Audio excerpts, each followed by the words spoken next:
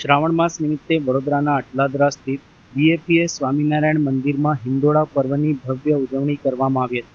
આ પ્રસંગે એફિલ ટાવરની આકર્ષક પ્રતિકૃતિ નીચે સુંદર હિંડોળાઓ તૈયાર કરવામાં આવ્યા હતા, જે ભક્તો માટે વિશેષ આકર્ષણનું કેન્દ્ર બન્યા હતા. શ્રાવણ માસ દરમિયાન અટલાદરા સ્થિત બીએપીએસ સ્વામિનારાયણ મંદિરમાં પરંપરાગત હિંડોળા પર્વની ભક્તિમય ઉજવણી કરવામાં આવી હતી.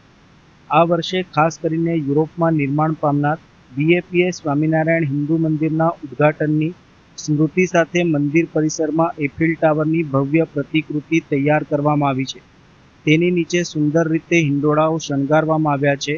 મંદિરની બહારથી પ્રસાર થતા ભક્તો પણ હિંડોળાના દર્શન કરી શકે તેવી ખાસ વ્યવસ્થા કરવામાં આવી છે.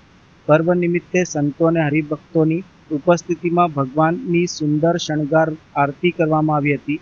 સુંદર અને મનોહર 12 દરવાજાવાળા હિંડોળાના દર્શન ભક્તો માટે વિશેષ આકર્ષણનું કેન્દ્ર બની રહ્યા હતા અને સમગ્ર મંદિર પરિસર ભક્તિમય વાતાવરણથી ગુંજી ઉઠ્યું હતું. શ્રી સ્વામિનારાયણ ભગવાનની જય, અક્ષર પુરુષોત્તમ મહારાજની જય, મહંત સ્વામી મહારાજની જય, પેરિસ મંદિર મહોત્સવની જય. આજે અહીંયા બીએપીએસ સ્વામિનારાયણ મંદિર અટલાદરા ખાતે શ્રાવણ માસમાં જે આપણી ભક્તિ પરંપરામાં આપણે હિંડોળા ઉત્સવ ઉજવીએ છીએ એવો આ ભવ્ય હિંડોળો એના આપણને દર્શન થઈ રહ્યા છે.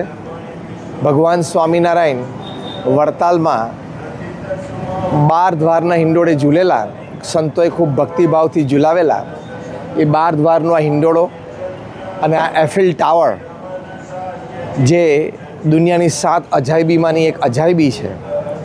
અને ત્યાં આ 2 સપ્ટેમ્બર થી 13 સપ્ટેમ્બર સુધી પરમ પૂજ્ય મહંત સ્વામી મહારાજ, ભગવાન સ્વામિનારાયણ, અક્ષર પુરુષોત્તમ મહારાજની મૂર્તિ પ્રતિષ્ઠા, તમામ આપણા સનાતન હિન્દુ ધર્મના દેવતા દેવીઓ, રાધા કૃષ્ણ ભગવાન, સીતારામ ભગવાન, પાર્વતીજી, મહાદેવજી એમની મૂર્તિની પ્રતિષ્ઠાઓ કરશે. પહેલી વખત આ ઇતિહાસમાં પ્રસંગ બની રહ્યો છે કે યુરોપની ધરતી ઉપર ત્યાં સનાતન હિન્દુ ધર્મનું પરંપરાગત મંદિર, પથ્થરનું શિખરબદ્ધ ટ્રેડિશનલ મંદિર બની રહ્યું છે. તો સનાતન હિન્દુ ધર્મ માટે આ બહુ ગૌરવની વાત છે, હિન્દુ ધર્મ માટે બહુ આનંદની વાત છે અને તમામ જનની સુખાકારી અને મોક્ષ માટે આ પ્રયોજન છે.